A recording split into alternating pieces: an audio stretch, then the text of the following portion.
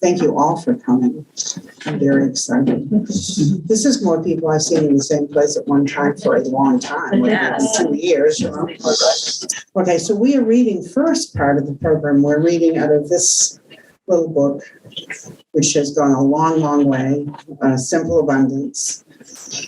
What happened was about a year ago, Sarah Fuller, who we just heard from, said, well, would you be interested in trying to organize a poetry reading to begin Winthrop's 250th sesquicentennial? That's a very difficult word to say. It's harder to spell. It's like 2 N's. So I very innocently said, sure.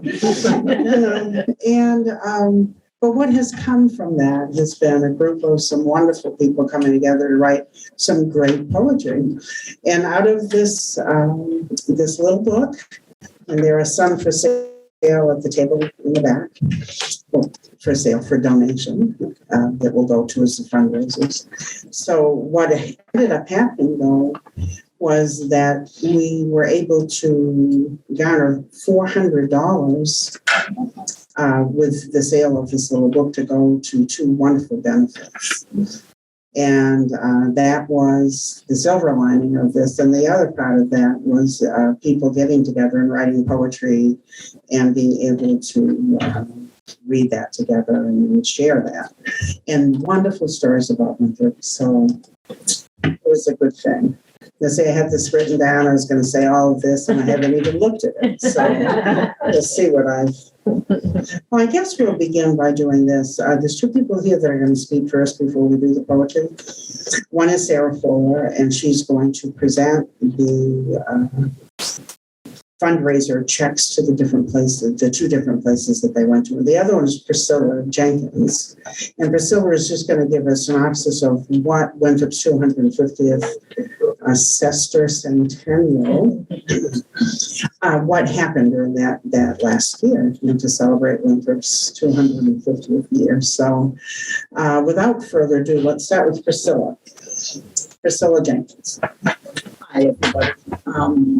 And the sesquicentennial, as all of you know, didn't turn out quite the way we imagined, in the sense that COVID changed our plans. A little closer, okay.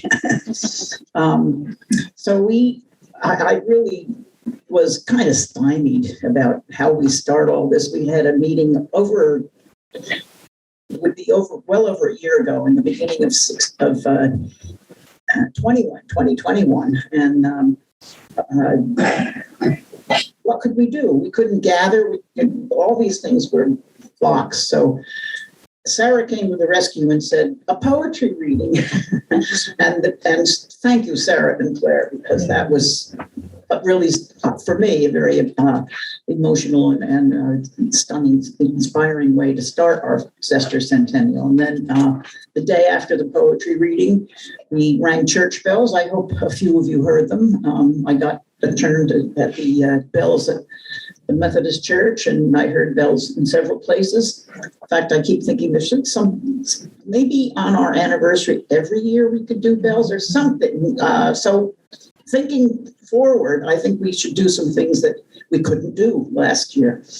We did have special events a couple times, but they were usually small attendance because we couldn't invite everybody, and we postponed. We do have some money left in the committee's actual funds to hopefully do with all the service groups in town Labor Day event with fireworks.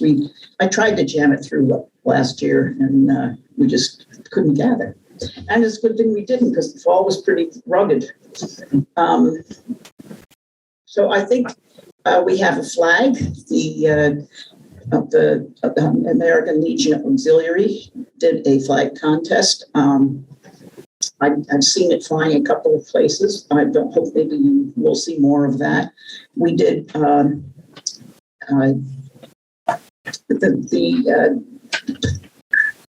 concerts at the park went on, and there were almost every time there was some kind of a recognition of its being our sesquicentennial. You may have seen our T-shirts. We still have a few left if anybody would like a T-shirt. They're at cost. They're $12. I didn't think to bring them with me, of course, but this is about the poetry book, so it's not all that inappropriate.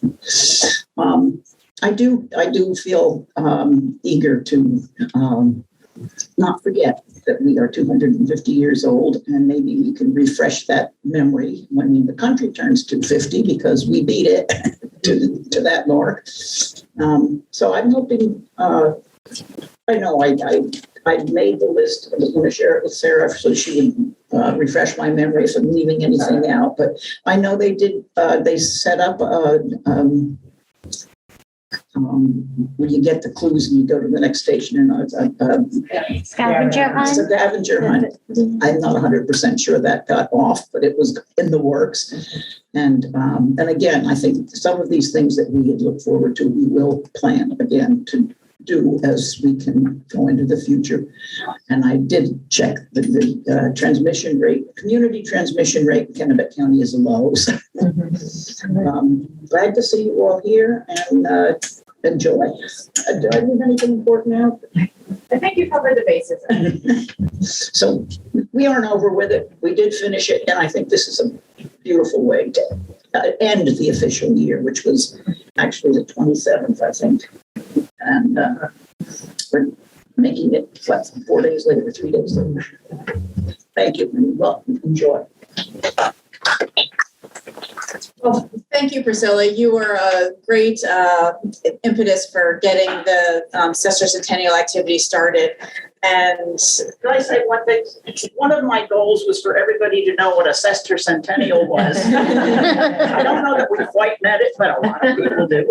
well, mission accomplished. So, and I think that, Claire, thank you for stepping up when I asked. This was one of the things that we could do in the virtual world that we were all forced to live in over the past 2 years. And as Priscilla noted, there was a lot of ups and downs and false starts and stops, but I think that it speaks greatly to the resilience of the Winthrop community and how we were able to come together when we could, overcome things, and just try to get together in whatever way that was possible over the past couple of years.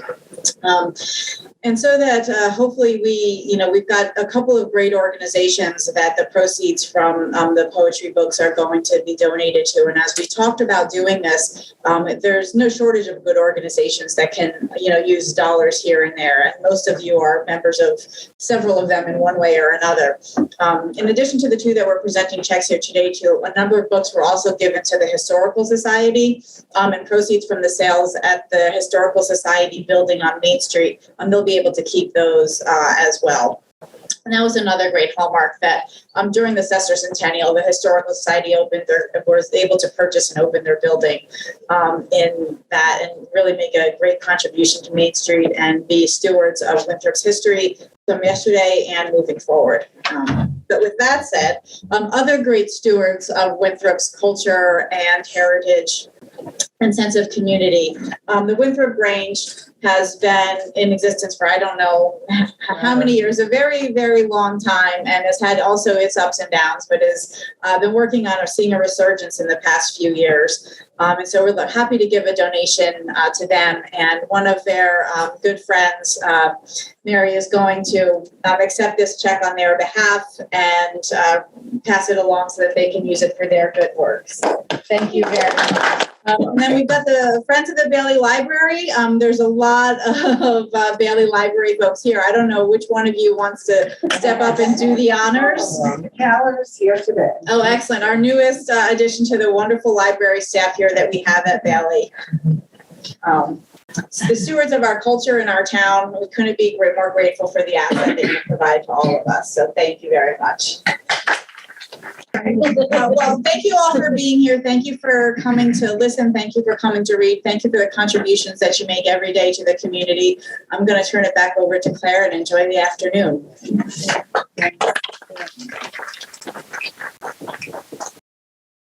So you just heard from two wild and wonderful women right there. They work hard for this town in a lot of ways.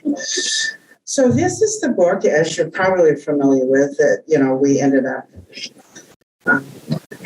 publishing, I put it together. We ended up, everything I could think of that spoke with Winthrop ended up in this book. So it's a little gem. I've got some thank yous, and then we're going to get to the reading. So first of all, I want to thank Sarah Fuller because the thing that she did for her contributions to this book was to Sorry, I'm just kidding. I was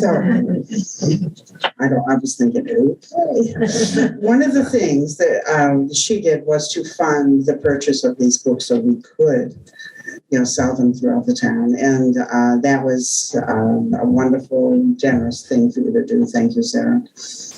And the other thing that happened was within this town, there were 6 different places that put this book out for sale to help with the fundraiser. And I'm going to just list them because one was the Winthrop Town Office, had them up the library here, St. Billy Public Library, Two Sisters Pizza, had them out, the Art Walk downtown, Main Street Mercantile did that, and Vandergroof's put that out. And they were out for a period of a year. I went on a weekly basis, picked up, did the cash exchange and that kind of thing. So it's been a year-long celebration, of this book, and $400 is a lot of money for a small book that didn't cost an awful lot of money. So it went a long way. This book's here for sale. I've mentioned that. The other thank yous that I want, one is to Betty Caton Pardo, sorry. Betty, would you mind just popping up in the back of the room? Just for a moment. Yes, Betty. Hi, Betty. So she is the artist. She's the artist that did Helen's Fruit, I think it's called now. Rosabelli's. This was part of, thank you, Betty. We love this. So many comments. When I lived here in the 90s, that was painted. So it's been around for some time. Yes. It's a watercolor. Yes. It's a watercolor, and it's a beautiful, beautiful rendition of this. So Carla Kempton and Jackie Kempton, it's their family. This little store was around in Winthrop since I think 1909. I'll read the front cover and see if I got that wrong, but thereabouts 1909 until 1996. So pretty cool. Thank you, Betty. And I'm just going to give a mention to Jen Grace. When we first started doing this, we did a Zoom, and she did lots of pictures of Winthrop. She's a photographer, Jen Grace Photography, and she helped us a lot. And then the final thank you to the poets who wrote for this book. There's some great poetry in here, and you are appreciated. And without further ado, we should start to read some poetry, I think. So you have a little program, and we're just going to go right through it. When the poets come up, just say your name, where you're from, and how you're connected to Winthrop, and then read your poem. That's kind of how we're going to do it. And so sit back and listen and just enjoy. And I'm going to introduce now Jay Franzel. And Jay will be reading for Jason Gunstrom Whitney, who could not be here this morning. Jason's in the process of transitioning from his job at the state doing mental health to the Wabanaki Health Organization up north and moving to Millinocket. That's why he couldn't be here. Closer to the mic. Oh, sorry. Yeah, and how's that? Closer. How's that? You're taller than the previous speaker, so. How's that? Better. And I've been reading Jason's stuff as long as he's been writing it, and it's an honor to be able to read some of his poems. A Prayer for Winthrop, Mount Pisgah by Jason Gunstrom Whitney. Before Winthrop became a town 250 years ago, there were 40,000 Abenaki in Maine, New Hampshire, and Vermont. Now less than 1,000. 75% died of typhus, smallpox, beetles. The Arosa Gunta walked this mountain then. They gathered pine pitch, birch for baskets, roots, and berries. They prayed at the summit. My clan mother taught me that forgiveness is a fundamental energy that changes the tempest of hatred to cleansing words for future generations. Indigenous descendants are still here and forgive though tears fall, as we see with ancestor eyes that milfoil chokes the sacred lakes. Gas from speedboats spreads in myriad colors. Mills pollute the air and water. Trash spills from cars and overstuffed dumps. We're grateful that efforts have begun to return the land to its natural state. However, much more work is needed. Today I climbed Mount Pisgah. I offered tobacco at her feet to honor the spirit of the mountain. The sky robin's egg blue, birds singing and flying in praise, the tender green ones budding and growing again. At the top, I took out the sacred pipe and prayed that children learn to walk in silence and wander this mountain, this land, with footsteps producing blossoms of continuance, remembrance, and reverence.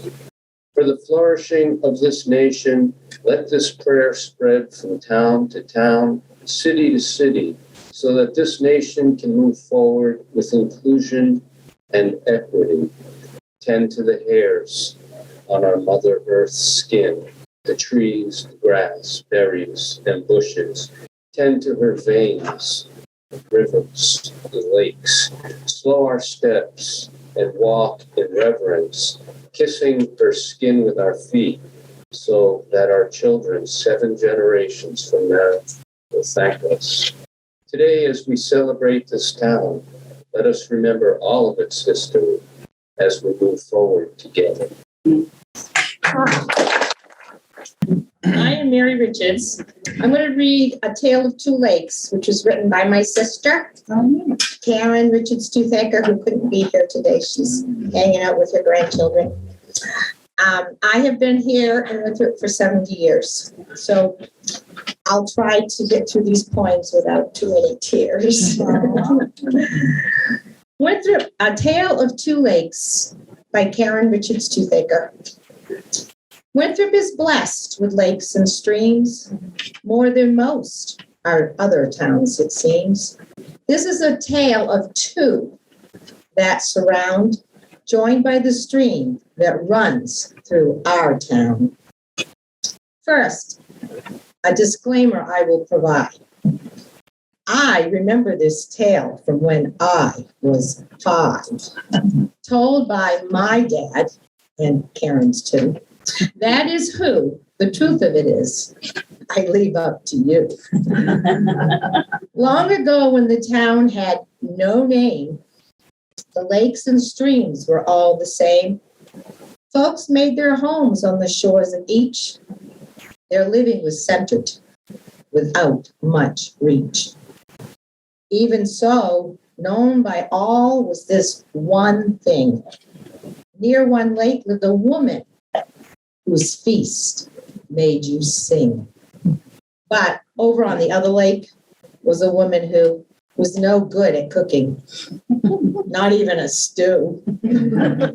Mary was the woman who lacked cooking skills, and rumors traveled that, try as she will, Mary was just no cook, until at last, the name just took.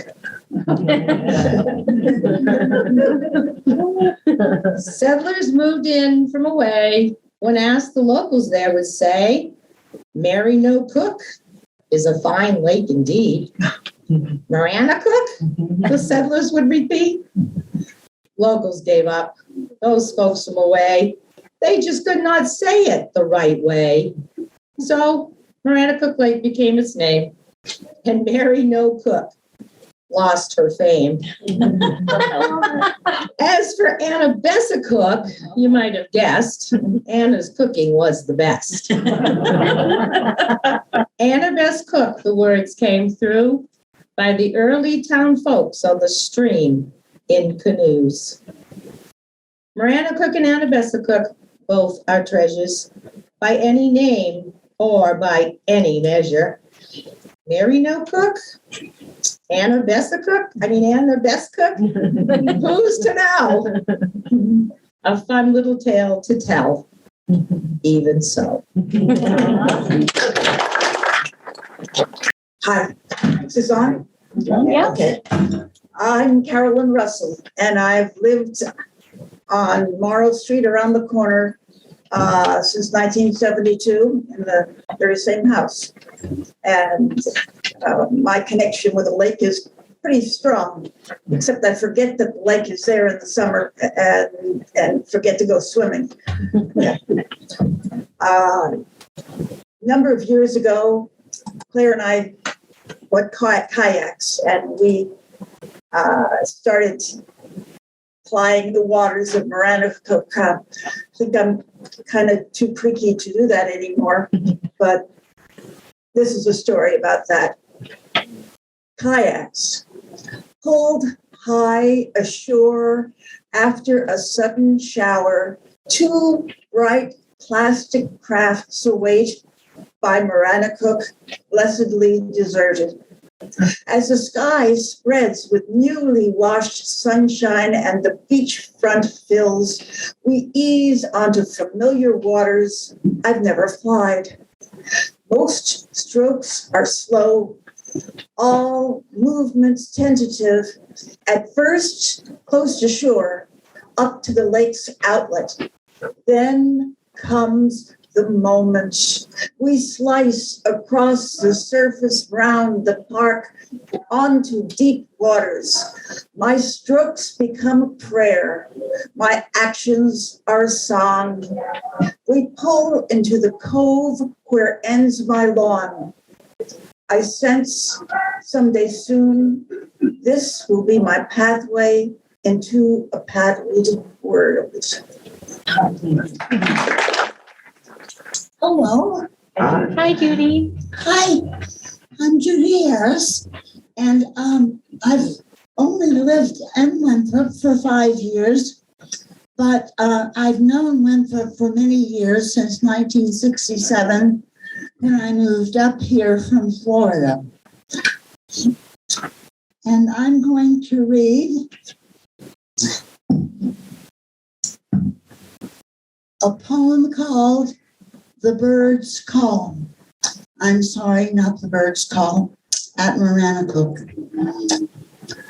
The bird's call at dusk is my echo before the words rise.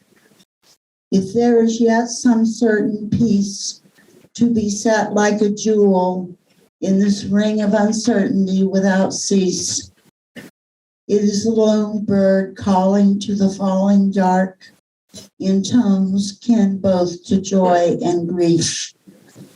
These two, they merge in the silent places of the song, and each becomes unlike itself alone.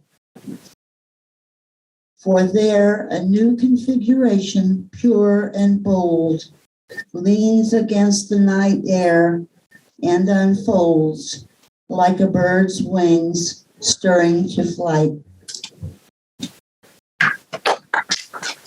Hi, I'm Lori Clark.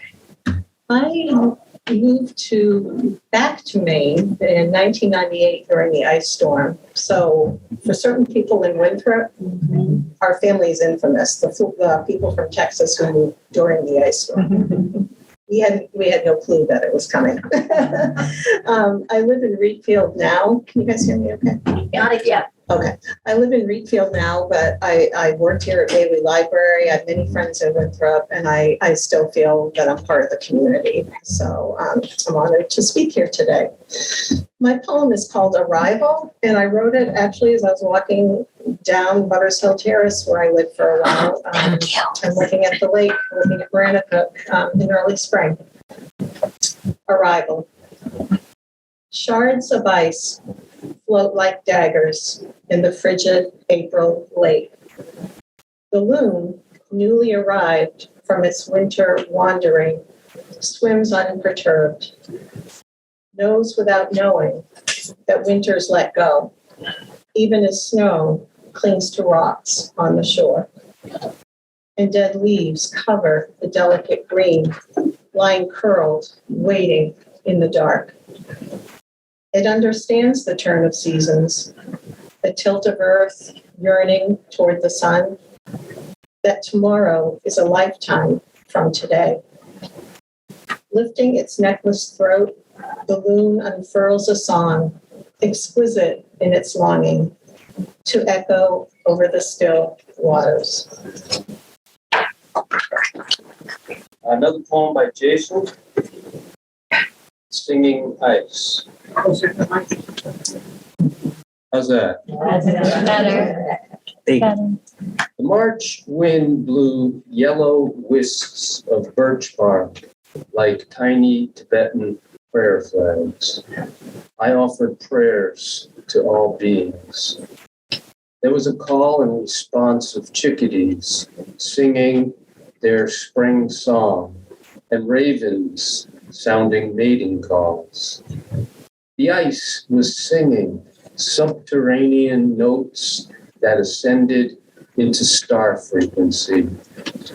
My wife and I placed our ears on the ice and heard symphonies and traveled to the clash and bang after the Big Bang when stars sang creation. Looking to the forest, we watched ancestors move with the wind. Whales turned their attentive ears to the singing ice of lakes and rivers as the quarter turn around the sun wakes moss and lichen from winter sleep. Framed by melting snow, seeds opening beneath the pine needles and soil.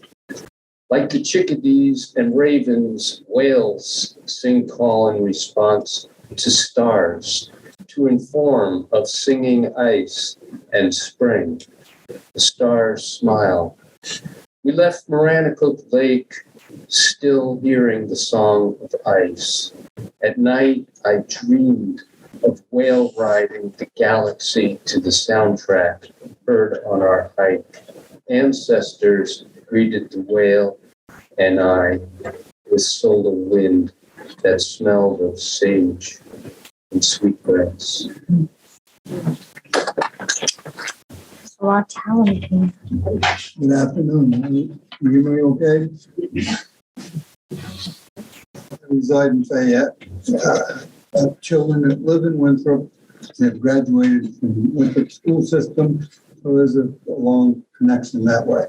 The poem I'm about to read is from days in the 50s when I was working on farms out in Fayette, and you'll figure out what was going on just by the poem itself.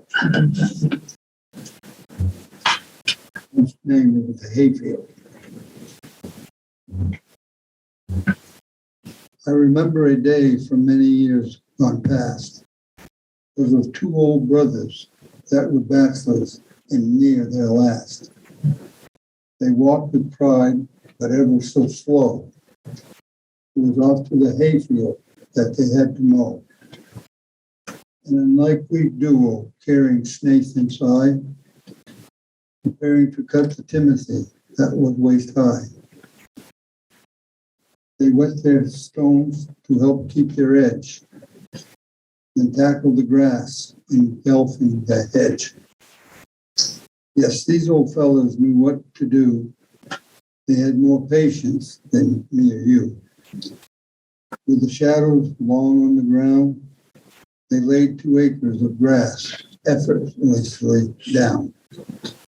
Yes, I was young and quite amazed how these old fellows worked tirelessly and never phased.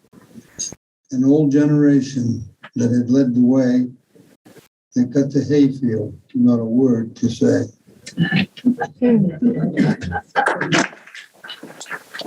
Hi, Lori Clark again. Claire asked me to read this beautiful haiku that's so powerful by Lori Graves, who couldn't be here today, unfortunately. So this is a haiku called Blue Weed. Blue weed by the road, trampled, mowed, ignored, dismissed. Every year it blooms.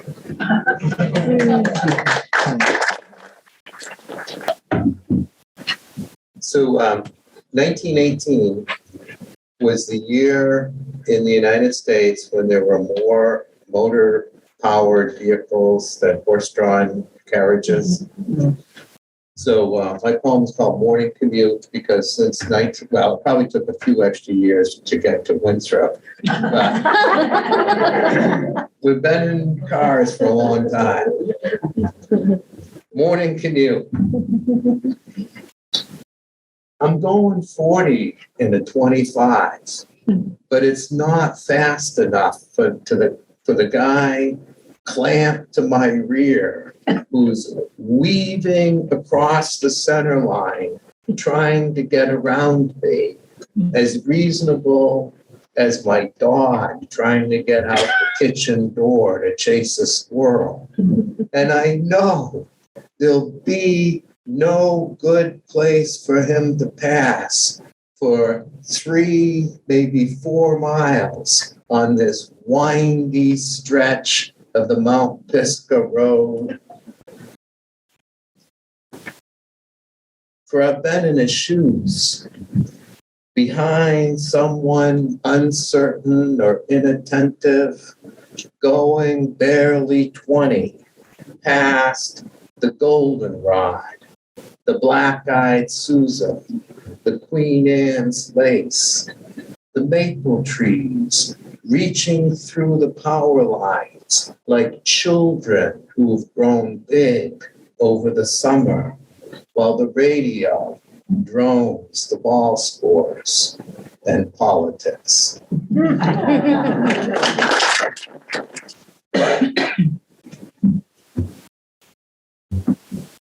The name of this one is The Workhorses, reminding us in remembrance of teams of horses we raised when I was a child in the 1950s.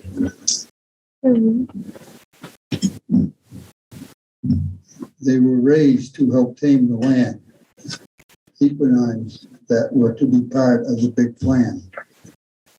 Farmers fitted them with harness not showy or bright, but leather that was worn from youth dawn till night. Willing to work regardless of season, they stepped high, pulled with reason. Only jargon was used to direct these great steeds, knowing full well they'd be rewarded for their deeds. It was pulling of plows, mowers, and rakes.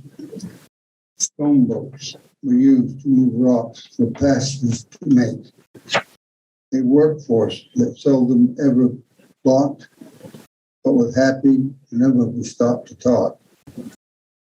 Twitching trees for the lumber or for some firewood, it was part of our living. They understood. Pulled upon with fresh maple sap, hoping the last of the trees were tapped. It was for us that they served. Generations of horses devoted and never reserved. The family workforce helped to cultivate. More importantly, it helped us achieve our fate.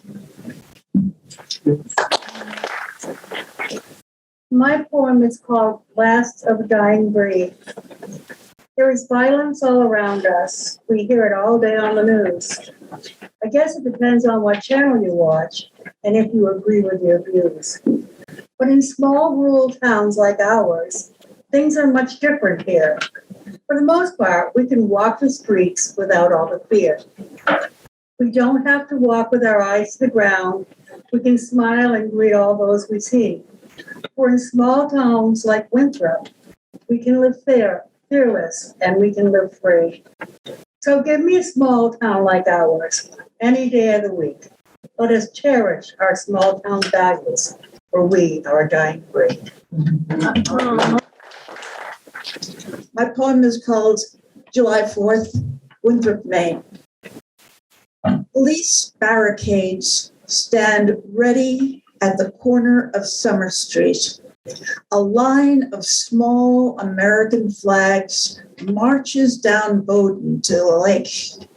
In the park, a dozing man fries on the grass, his basket filled with a dozen styles of fresh mustard. Lithe, small toes of swingers touch sky. At the point, the fireworks artists are readying wooden cartons of cylinders stuffed with fairy blasts, guarded by a cop on a bike.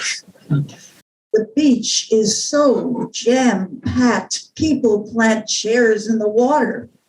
Strollers maneuver past searing grills to acquire the wooden boardwalk.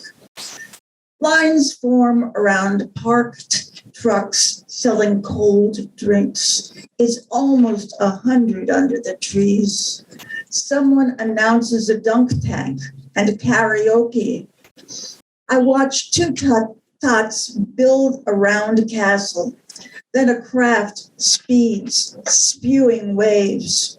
Carving space, I shed dusty sandals, assuage broiled feet, and celebrate. Claire Herson, been here for 19, I don't know. Anyway, long time. In Winthrop Rambling. It's 3 a.m. and I can't sleep. Who can? With the dark highlighting the bright stars and the owls back and forth and the train wailing its hollow sorrow down the tracks. Oak trees like hands waving in the wind. Tonight they call me, and I'm up listening to the cat meow off schedule, ignoring her desire to go out, get fed, get watered, and her squawking indignation that I am not listening. It's dark, I'm hungry. And no milk for coffee, I pull on slack shirt, fleece, and open the door. Neighbors sleeping, crickets or gnats or some kind of squeak peep outside. I'm holding my purse, inching down the porch steps in the shadow. On the way to my car, I drive to Cummings to get juice, milk, and those sawdust donuts. Little chocolate-covered styrofoam circles that guilt trip you all the way back home. The guy behind the counter, short, round, his fake diamond taking on the glare of fluorescent lights. It dazzles my sleep-filled eyes while he checks me out, talking and talking about how he's there alone with no alarm in the freezer. And when somebody comes in and he's stalking beer, he can't hear them and he's alone and says, the local PD is down 3 cops. I look at him with pause. So much information. He stops and smiles at me endearingly. Who would ever really bother a guy the size of me? He says. Too heavy to move with will we grace, I say. Yeah, I know what you mean, and smarten up a little. Smile across it and remember my own son at the same age, worried about the random gunman, the universal what if flashing in his face. I think about him as I fly back past dark windows, the lake, and up my lane. Dawn nudging the horizon. Me, the bawling cat, the counter guy at Cummings. All of us glad to see the night shift end. Back roads.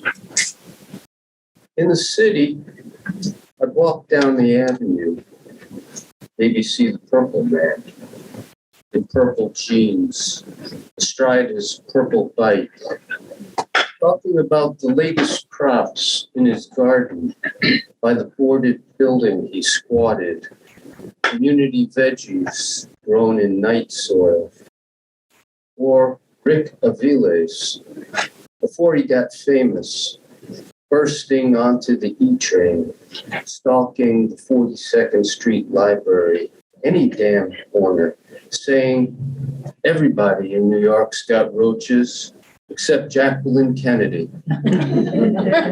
She's got rochets.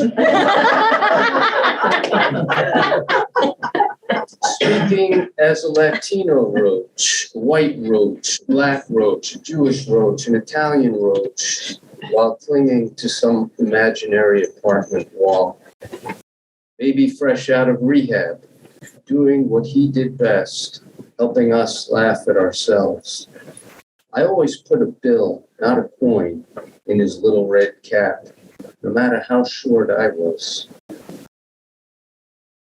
In the country, you get to know back roads, dirt and gravel, chewed tar, lurking earth. I walk, sometimes for miles, seeing no one. Cars may be minutes apart, though people drive fast, beside the crumbling shoulder. One year, I walked every foot of railroad track in Winthrop, Maine. There's no Rick Aviles waiting on the tracks or around the corner on the curving back road.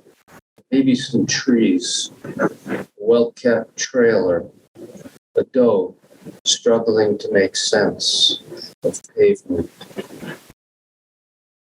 In the city, it always felt like something big was about to happen, no matter how often it didn't.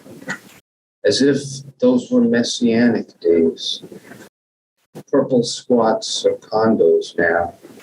And Rick's one more AIDS martyr. And to me, the back roads beckon, like they once did Whitman, or Woody, or Shiner, my old brown collie.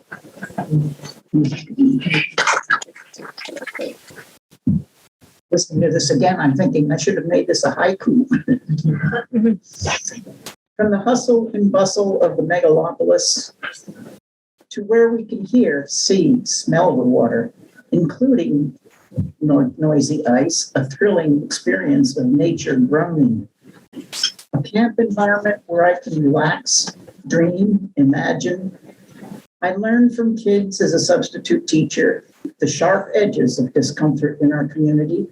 Kids unique, different, fun, sad, a challenge. The kids boldly reflect adult discord. Winthrop has lots of love and compassion. Let's spread it far and wide. Sarah Fuller, you guys already know my name from the 2 other times I've been up here before. I've lived in Winthrop since 2006 and I'm honored to serve on the town council. I'm in my 14th year there. It goes by pretty quickly. This is in honor of my roommate in college. One traffic light in your small island town? Only one? I'm sure she can still see the smirk on my face. Loving, but still. Your dad, the fire chief, king of a very small kingdom. Your whole high school class was smaller than the Latin club at mine. I had traffic lights everywhere and scary gangs. A real downtown. It seemed badass. It seemed cool. When you're young, you think cool wins. Fast forward. A few more cities, a lot more years. Felt hard for a country house with built-in bookshelves, built by a local fellow named Henry. You probably knew him. Most did. There was a bookshop in town and a couple others in the next town over. I learned to take my trash to the dump, transfer station. A bog and a stream, and lakes and loons, and apple blossoms, and farms, and a fire tower, and Friday night lights. I was a temporary stranger from away, intended to go back to the big city, intended. But parades and pottery and poets and potholes and potlucks got under my skin. The transfer station, too. So quaint became my cool. And cool abides in Craig's Gumbo, Rambler Pride, Playing Outside, KLT Hikes, Blaze Orange Couture, and the community love behind Just Smile. A library card, which is always the hottest ticket in town. And 50 miles of small town roads with not even one silly little traffic light in sight. This is Urge for Going by Elizabeth Peters. Wish I could stop this urge to go a-wandering with you. Warmer weather's coming and music will soon waft across the point. Barefoot dancers mingled with hibachi smoke, sunshine-colored clothes, arms flung wide in joy, rhythm hips and legs in motion, smiles and open hearts, strangers become family under a rainbow sky. Children of the quarantined, lost, find each other again in stories, in food, in song. Silver lit clouds light your skin. I know you're right behind me in your own interpretation, moving with spiritual intent. I feel you there and relax in the knowing. I am not alone in the pool of human tears. Be there all the years, many more to come. Come with me. I have the urge for going back to the gazebo.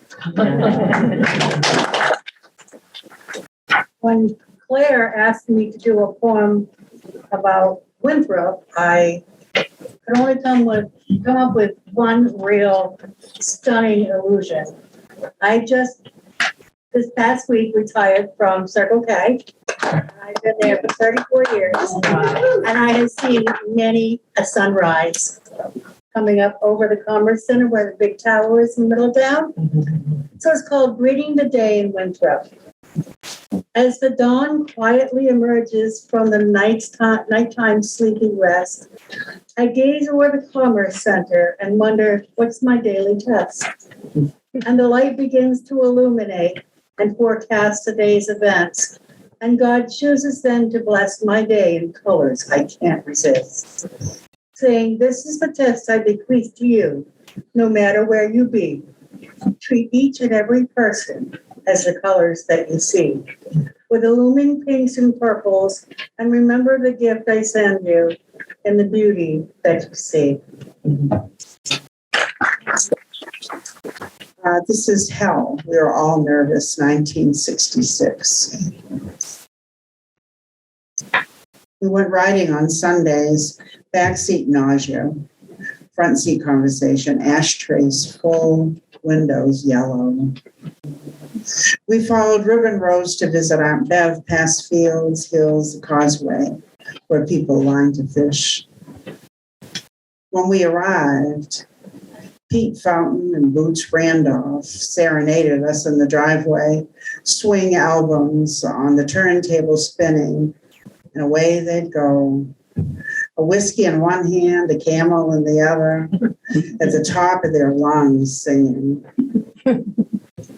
Upstairs in our cousin's room, we flopped across twin beds, the latest 17, studied like a thesis. Stitched down pleated skirts and freckles and pink ice lipstick. We flipped through pages of the yearbooks, trying to figure out if the Winthrop boys really were cuter than the Gardner boys. Dreaming, my cousin would say. My father never let us stay the night. Aunt Bev would get snappy about it, but he knew about my cousin Jen for boys. In the first year of college, she married her sweet talking boy from Winthrop. I married my sweet talker from Garden. It was the very first year after my father died. This is fantastic. Thank you. Thank you. This is just wonderful to hear. I wrote this poem late summer of 2020, which was the pandemic. Are we okay? One time, Claire and I drive out to the woods to see Dennis. Masks on, windows open. Is that enough?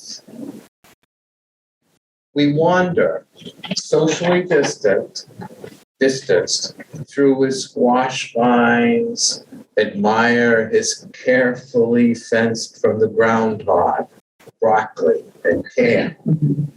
We listen while he rants about the lousy deal he's getting, doing work he loves, important to people. And now they're asking him to do it online, which is impossible. Brother. On the way home, we ask, is he okay? I'd say, as well as any of us. And we go down the list. How's he getting his groceries? Is she seeing anybody? I mean, is she literally seeing another human being? Did he get his wood in? Is her family involved? Is she posting on Facebook? What about? I don't know. I guess so. I think so. I hope so.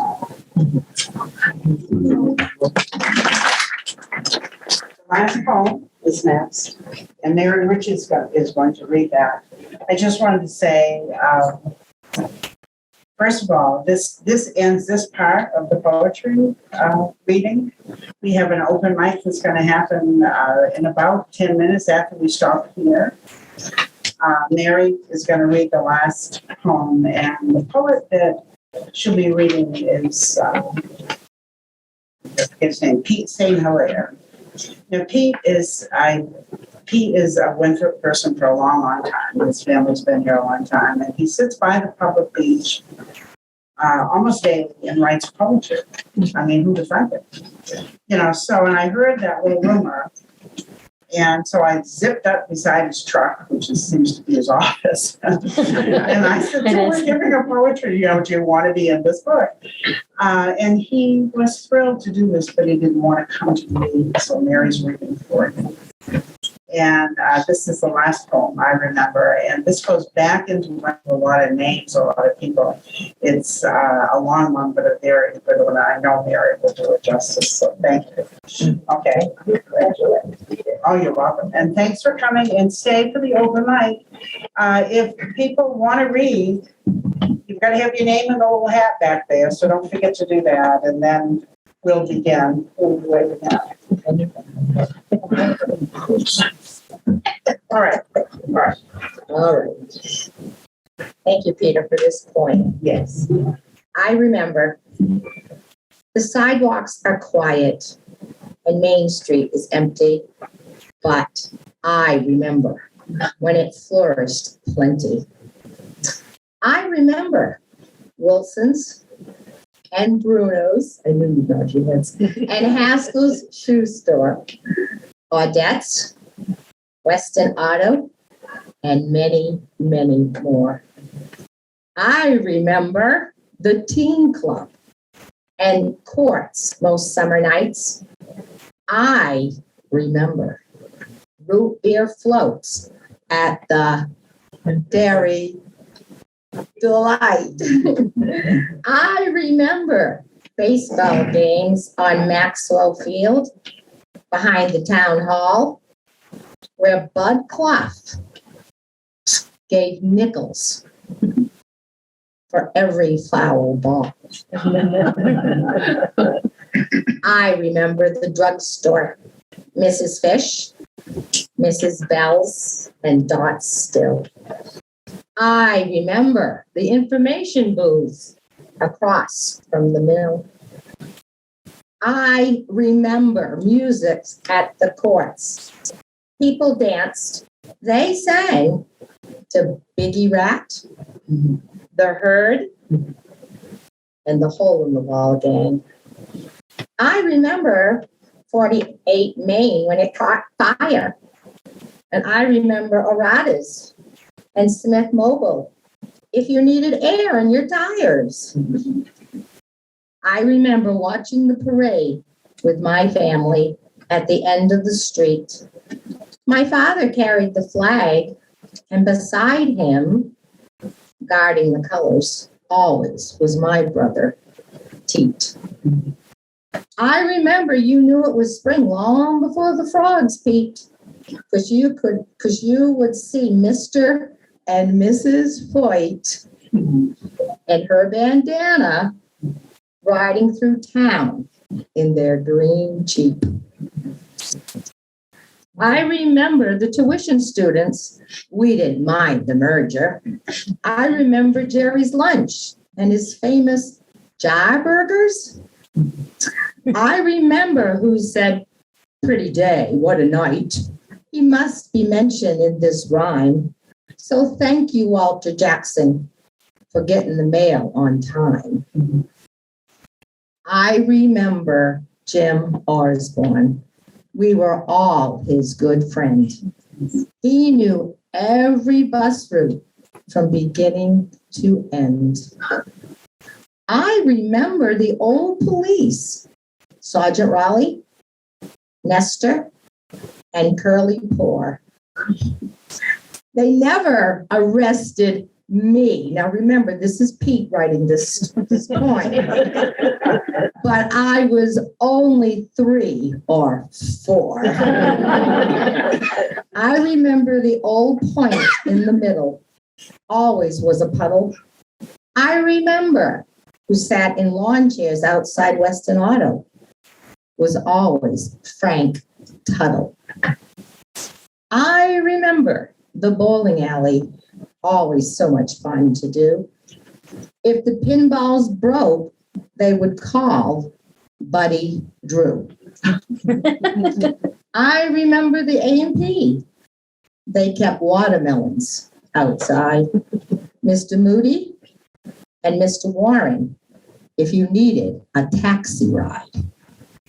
I remember the carnivals on the 4th of July. So many memories.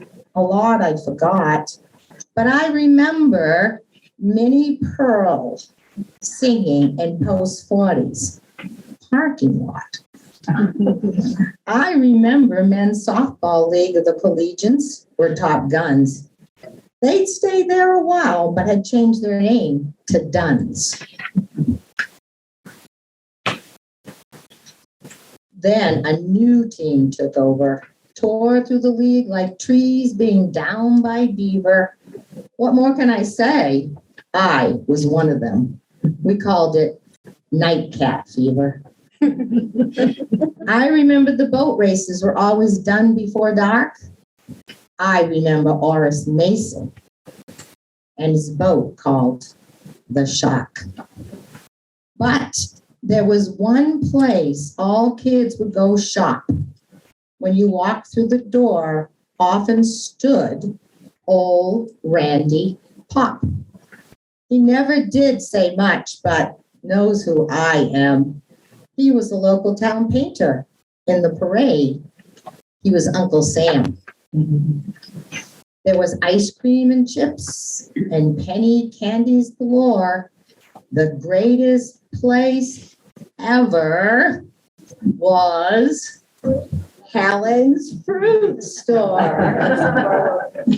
She had no calculator or a computer to add. just a number 2 pencil on a brown paper bag. To most, this is just another poem, and it is, so don't worry. But to people my age and older, it's just a true short story. God blessed Winthrop. Go Ramblers!